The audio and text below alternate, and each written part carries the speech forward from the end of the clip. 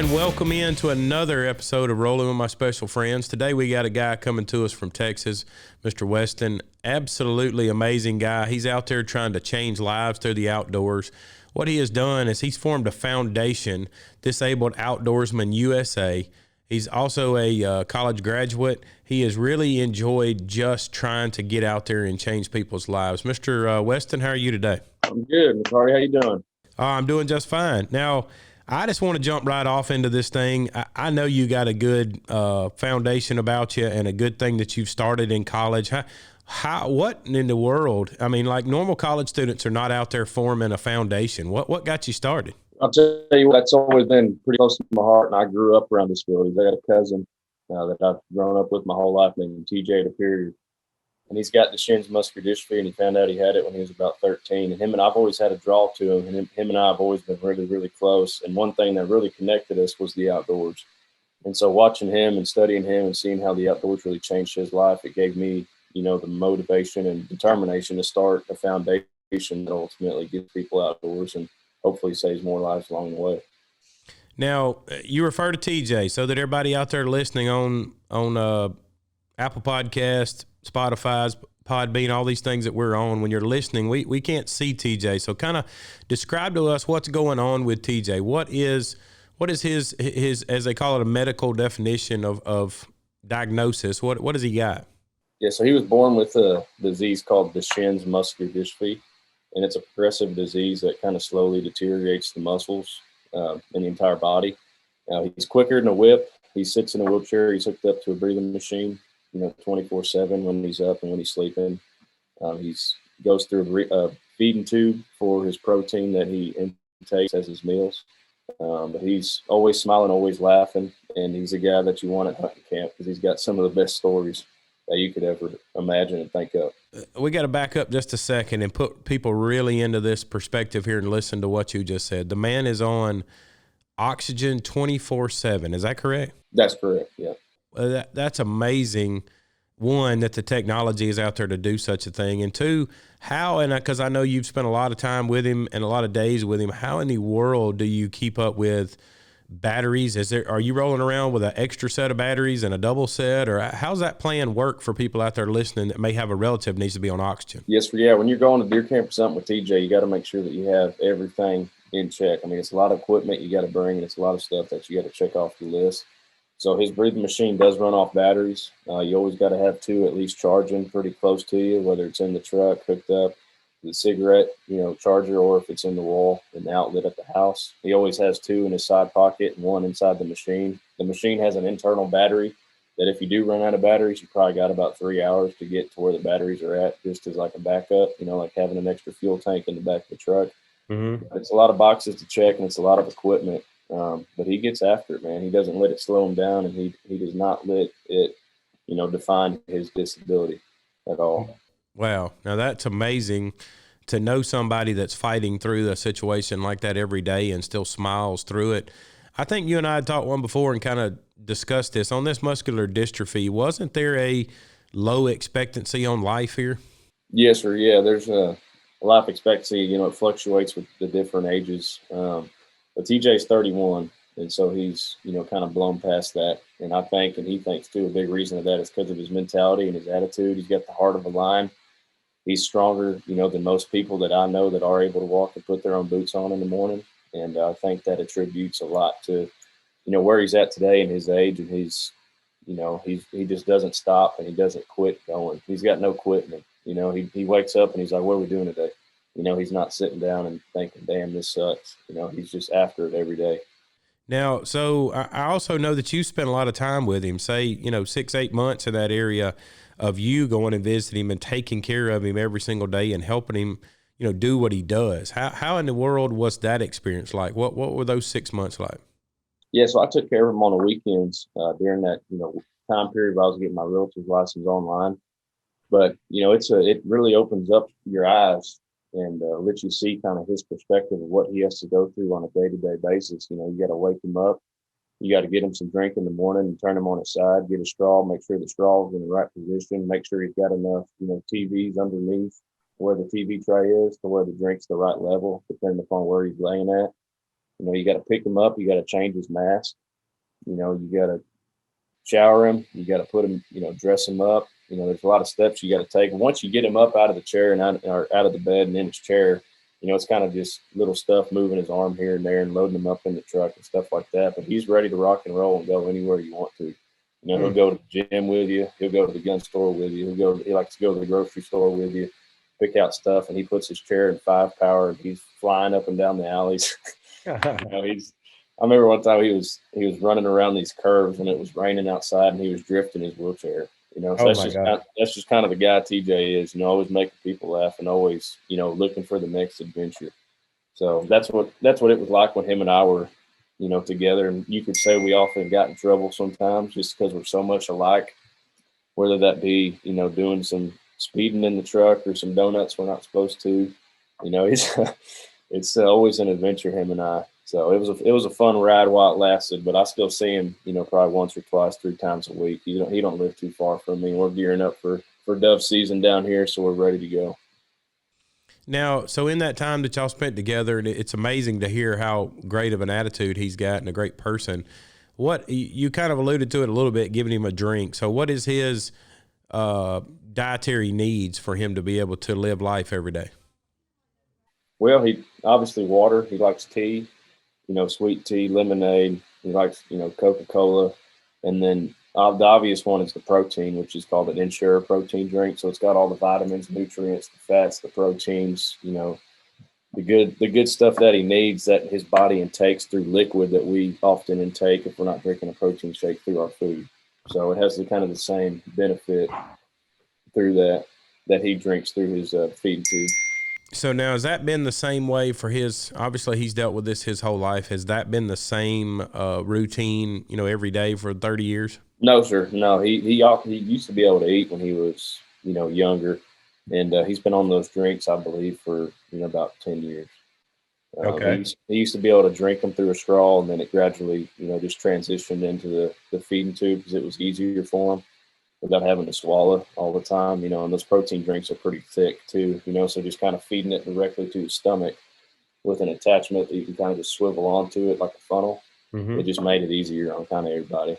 Now, getting people into that idea and listening to how his everyday life is, you're saying that this thing is obviously from birth, he was a little bit okay, and as he's gone along, this thing has progressively gotten worse. Is that what I'm understanding this right? Yes, sir. Yeah, but he's actually at a point right now to where the last couple of years he really hasn't progressed any, and so he's kind of at a stage, a statutory state right now. So let's jump into you a little bit in this foundation. Tell me some of the things. Everybody knows, as we said earlier, it's Disabled Outdoorsman USA. Now, that being USA, does that mean it's nationwide? Well, nationwide, yes, sir. Yeah, I got big hopes and dreams to be in every state, that our mission is needed. But as of right now, yes, sir, we're in Texas headquarters, and then we got a chapter in South Carolina, and then we got a chapter in the great Rocky Mountain state of Utah. So walk somebody out there listening, what if I'm coming to you or I'm coming to your website to try to participate in one of your events? Walk me through what is an event? What's available? Well, we do planning some skeet tournaments. We got golf tournaments, crawfish boils coming up. We got a winter banquet coming up. We're probably going to do a casino night where we fly, our prior participants and hunters through and bring them out for a good time and show them a good time. And then we also have some raffle items in regards to like whitetail mounts, elk mounts, axis mounts. So we're 100% donated 501c3 nonprofit, no paid employees. So everything that we raise goes straight back into the organization. We really don't believe in, paying people to do a mission that we feel like we have the capabilities and power to do. And so we feel like it's, necessary to really put everything that you got into it without having to draw people's, money out of their pocket, but putting it straight back into the organization to get it big as it can. Okay. So, and now if I'm a family listening or a kid listening, how do I qualify? Well, we got an application on the website. We're really open to anybody with different types of disabilities. Doesn't matter on the background, doesn't matter on the age or the disability at all. We got an application on the website. You can reach out to me personally, or you can reach out to our Instagram. I run both of those pages. And so you can reach out to us either that way. And then we got a pretty big word of mouth where people are just calling me or texting me, and I can kind of organize with which ranch owners through my ranch real estate connections I can put them through. Okay. So if I'm a family and a child out there, you're saying that it's okay if I sign up on the website, I qualify, it doesn't matter the background. What about how to, once I get there, what are accommodations like? Is pretty well everything taken care of for me, a place to sleep, eat, all that fun stuff? Yes, sir. Yeah, it all depends upon the disability and where we're hunting. But for the most part, if there's not an accommodation or a dwelling on the ranch itself, we'll put them up in a hotel. Whether they're in a wheelchair, we'll get them an ADA accessible room with roll-in showers. Or if there's a place on the ranch that we can get them in, we can probably just put them up at the property and get their food. Depending upon where they're at, we usually like to try to pay for their travel as well, whether that be gas, receipt stipends, or whether that be, flights. And at least we'll try to pay for the hunter's flight. Sometimes if it's a little too far and our budget doesn't suffice, we may have to request that the parents or somebody pay for the flight to volunteer, but we'll always try to get the hunter taken care of. Well, and that's pretty cool in itself that families know that there's something out there that doesn't cost them a lot of money to go do, and to get their child into the outdoors to really enjoy being out there and doing what you get to do every day and love. And I just think it's amazing of the things you're providing for these kids out there. When I've got a child and say want to come on one of these hunts, I'm coming on a deer hunt. What would you recommend us doing to get prepared? Like what things would a family need to do? Well, I think they just need to maybe strategize upon who's coming and who's hunting, with the hunter themselves, and kind of where they're wanting to go and what they're wanting to do. But in regards to, just saying what we're going to be loading up and headed to Texas, I mean, after that, we pretty much take care of the rest. We'll pick you up either at the airport, we'll take you to the hotel, we'll have food, drinks, and waters ready to rock and roll. So after you get here, it's kind of just hands off. We'll take care of the rest, to be honest with you. Wow. Now that's pretty special for families out there listening, that these guys will pretty well handle everything once you get there and get going. And I know you kind of already got a roadmap about this of dealing with TJ and doing what he does every day. You guys kind of know what to expect and, kind of have things lined up for these kids to be able to hunt. Tell me on the Disabled Outdoorsman, is there things out there as well far as something that we can reach out and be able to get if I wanted to get to help your organization? How do I do that? Well, if you go to our website, we got links to donate. So you can go on there, and like I said, everything that you donate is tax deductible, 100%. So you can write it off on the taxes, which is, a win-win. But we got some ways you can donate through our website. We got some ways you can donate through our Instagram. We got some ways you can donate through just email. I can send you a PayPal link. So we try to make it as easy as possible. We are trying, to go through our website and make it a little bit more user-friendly with more photos and videos and pictures and easier ways to, find stuff on there, which we're still a pretty, small stop shop organization trying to make the best of it that we can. But those are some simple ways you can do it. Okay. Now tell me, I know that you're cousins with TJ, correct? That's correct. All right. So what would you tell us, since you've been around him a lot in his life, or probably most all of his life, can you tell us something pretty funny about him, a funny story? Yes, sir. Yeah, he's always been a kind of a speed demon guy, and he likes to go fast and he likes adventure. And so he's got a pretty souped up little nice little ride. And we loaded him up, and we were just coming back from the deer hunting ranch one time and coming back to Bernie. We're at a stoplight, and we see this guy next to us, and he looks at me, or he kind of whispers at me. He said, "Hey, Wes, let's see what this thing's got." And I said, "What do you mean?" He said, "Let's see if we can take this car next to us." And so I said, "Okay, well, let's see if we can do it." So we put the truck in standard mode, sport mode, see if we can get after it. And as soon as we hit on the gas, he just completely just blows back in his chair, and he just starts laughing and loving it. And he's like, roll the window down. And so I roll it down. He's like letting the air hit him in the face. And, we obviously didn't win because the car is pretty souped up, but that's just the kind of guy he is. He's always looking for, the next adventure and wanting something to do and fired up about life, and so he's something special. No, it sounds like it. Sounds like he's absolutely amazing. Now, do you know, and being closer to the family like you are, do you know if there's any foundations or anything out there that's helped him out medically wise?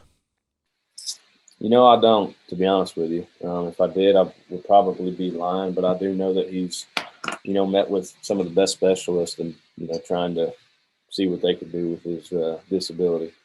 Correct. That's what we just try to get families the best indications that we can of things if they're trying to jump through some of the same hurdles that TJ is, of kind of where to go look and how to find those things, the resources that they're after. How has being close to the family, how has his parents dealt with all this?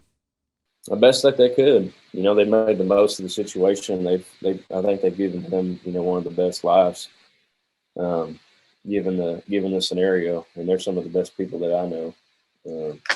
But staying strong to the family and keeping the family tight, and giving the best probability and just life in general that they can to him. Oh, and it sounds like they've done a wonderful job. If he's 31 years old, somebody has been doing an amazing thing to help him every single day. Now, you had told me, or we briefly had spoke about the other day, a gentleman that takes care of him, say last 10 or 12 years, that spent every single day with him. And I know you know that person. Can you give people out there listening what that gentleman's mentality is like to be able to take care of somebody every day for 10 or 12 years? Yeah, I tell you what, they don't make anybody like him. He's one of the most special guys I've ever gotten to know. Whenever I was a freshman in high school, he was a senior, and he was taking care of me then, even before he was taking care of TJ. He was kind of just watching over me. I was never the biggest guy in high school. I didn't really hit the growth spurt until after high school, unfortunately, for football. But he's always been like a protector, and he's always had the biggest heart. And he's not selfish at all. And he's just like us. He likes to hunt. He likes to fish. He likes to mess around, loves to play golf. He's one of my best friends, and he's, TJ's actual pretty much brother. Has taken care of him, since he's been 18 years old, since Jeremy's been 18 years old. So it's almost been 10 years. Wow.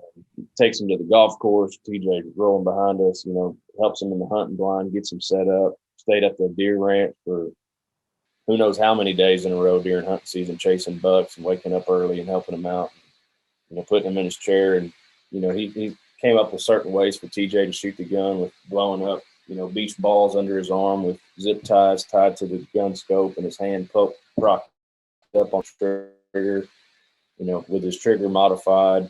I mean, he's definitely been the bridge to the gap that TJ's needed to live his life, for sure. Now I'm gonna have to back you up a second there, and you got to give us some more details on this. A balloon under an arm and a zip tie to the head, like that's crazy. Yeah, so he really had two different size beach balls that he would blow up under his right arm to kind of prop his arm up. Whenever you're getting ready to pull the trigger on a gun, you bring your arm tight and kind of kick the elbow out a little bit. So we had to do that, with equipment and with supplies, or Jeremy did and his dad did, to be able to pull the trigger. So he completely pulls the trigger on his own. He sits on the scope and aims down the Sendera and waits till the deer gets in the right position. And he'll ask you to move the scope and move the gun a little bit here and there, but he actually waits for the perfect shot. And so he's got the patience that he needs, of a virtue. But yeah, he's got all this different equipment and got straps kind of going around his headrest that pull the scope, to his face, not a little bit, but not too close to where he gets scoped, but just where the gun's kind of tight on his shoulder. I think I got some pictures I might be able to send you, but it's pretty cool stuff. Yeah, that's very cool. I think people that enjoy our YouTube channel would love to be able to see that and see this apparatus in action. So are there any other things? I've been around a lot of guys myself that hunting with disabilities. You said he pulls the trigger with his own finger, is that correct? He does, yeah. It's a pretty light trigger. And then what style of gun are we using here? What's the caliber and the setup and all that? Yeah, 7mm 08, 7x12 loophole, and it's got a major ballistic, barrel on it, to where, I mean, it'll bust your eardrums just because it's got no kick to it. Right.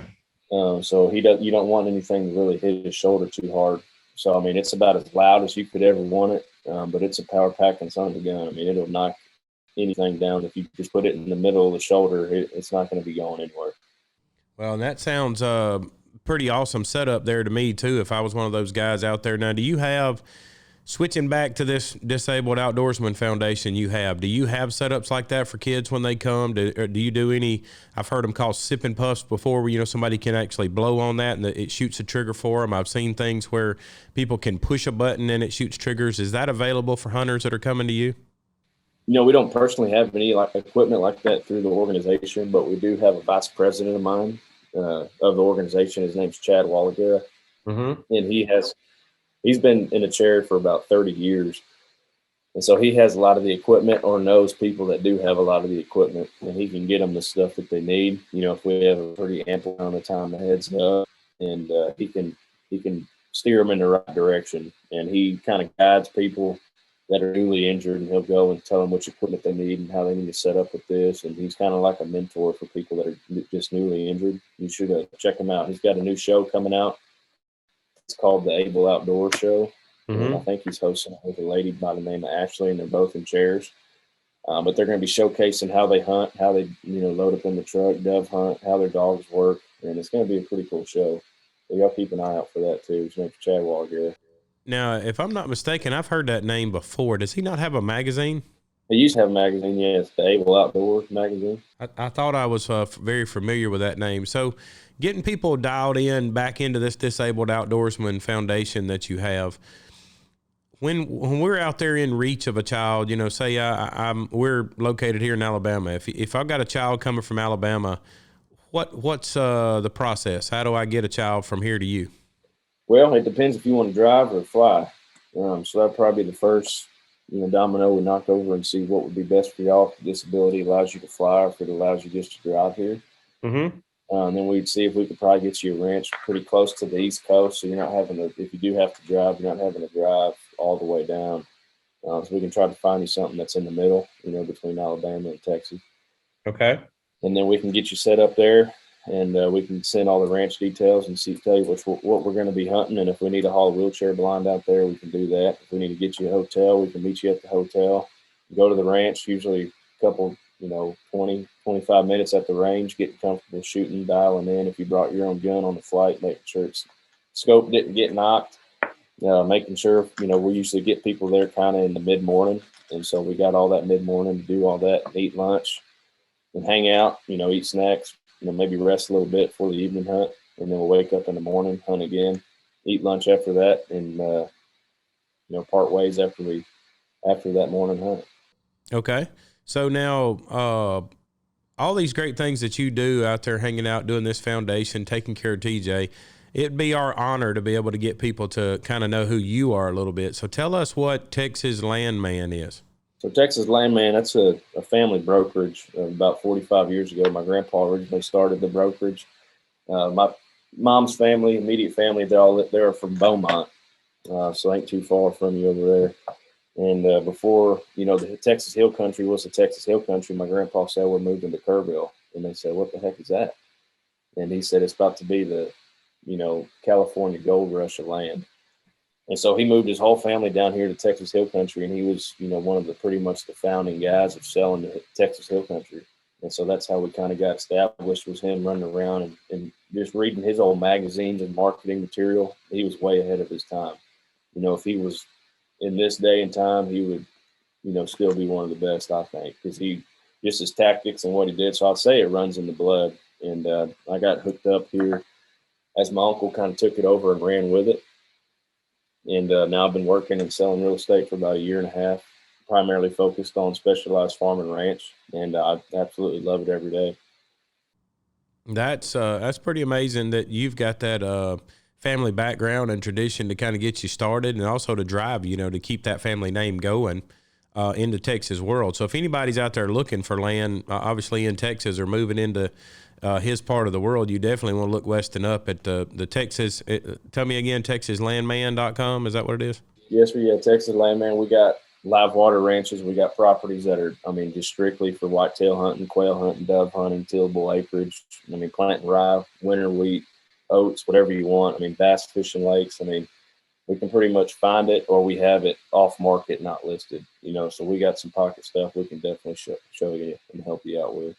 Wow. Well, that's one way to help out Weston, is to get out there. And if you're looking for land or know somebody in land in Texas, give him a call or look him up on the TexasLandman.com to be able to connect with him. Also, if there's anybody out there, I asked earlier about wanting to help with the Disabled Outdoorsman Foundation. Is there a way for people to get apparel, hats, T-shirts, any kind of thing out there that they can buy? Is there a way to get that? There is, yeah. If you go to our website at www.disabledoutdoorsman.com, there's going to be a tab for apparel. You click on apparel, it's going to show you our hats that we have and our shirts that we have. We just did have 3, full weeks of trade shows. So our inventory is just a little bit slim right now, but we're working on getting that up. We're coming out with new apparel, almost every week. Coming out with new hats, trucker hats, fishing hats, golf hats. We have golf towels. We're trying to really just make a broader range of apparel for people to support and get. And I think it's going to be a pretty big thing. Eventually, we're trying to get the Bass Pro Shops, Cabela's, and we're on Academy's website actually right now as well, Academy Sports and Outdoors.